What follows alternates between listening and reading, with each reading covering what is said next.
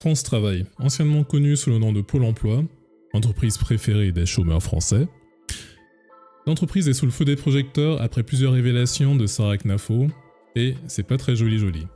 En effet, on se demande toujours à quel point est-ce que Pôle emploi peut être nul, à quel point est-ce que Pôle emploi peut être inefficace. Et bien au lieu de se poser la question, Sarah Knafo est allée faire la recherche. Et ses résultats, je peux vous dire, ça fait pas plaisir au président de Pôle emploi. Du coup, est-ce que ce qu'elle dit est justifié ?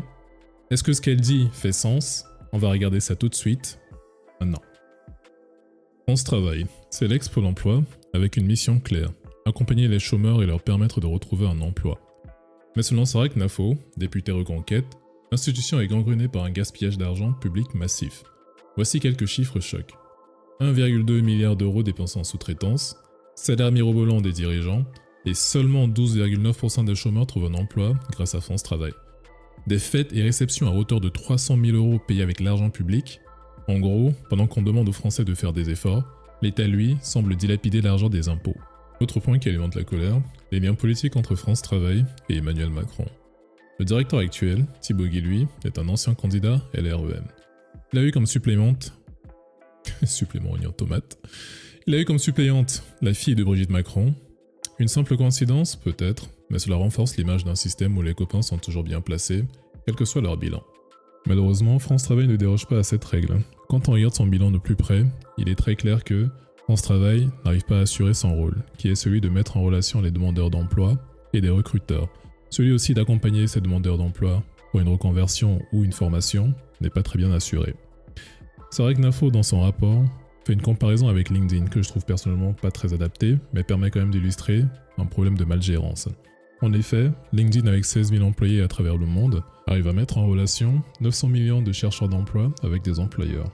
Alors que du côté de France Travail, du haut des 54 000 employés à travers la France, ne permettent qu'à 12% des chômeurs de trouver un emploi. L'affaire prend une ampleur médiatique énorme, jusqu'en être débattue sur Touche pas à mon poste. Non seulement celui-ci est débattu sur des plateaux télé, mais en plus, sur les réseaux sociaux, le rapport de Sarah Knafo a fait l'objet de beaucoup de partages, et aussi des vidéos YouTube qui reprennent cette histoire sont multiples. Maintenant, la raison de cette popularité, d'après moi, c'est le fait qu'elle soulève une question assez centrale à l'esprit des Français et à l'esprit des contribuables, qui est « Que fait Pôle emploi ou France Travail avec notre argent ?» De son côté, France Travail se défend en mettant en avant ses 4 millions de contrats signés en un an, mais quand on regarde de plus près, la majorité de ces contrats sont des CDD à court terme ou des emplois aidés, donc financés avec encore une fois l'argent du public. De plus, ce chiffre de 4 millions est d'autant plus contesté quand on pense aux révélations il y a de cela quelques semaines de la CGT chômeur qui montrait que la majorité des offres d'emploi de France Travail n'étaient pas aux normes. Que faire de tout cela, qu'en dire ? Petit débrief.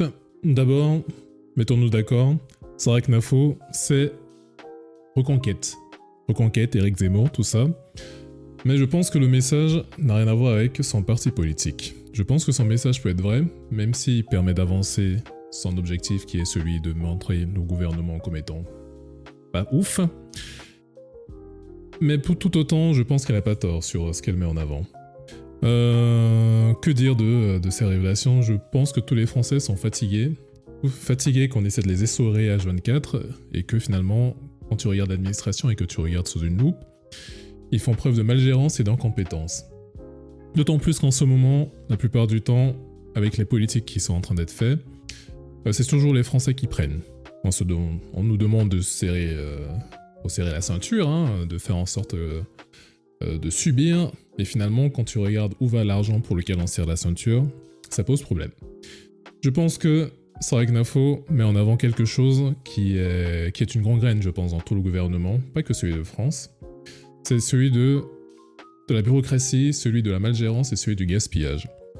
Et ça met aussi en avant un problème qui pour moi est plus personnel, qui me concerne. Je pense qu'on regarde toujours du côté des contribuables pour essayer de se serrer la ceinture, que finalement quand on regarde vers les gens qui sont censés soutenir ces contribuables, c'est eux qui font le moins.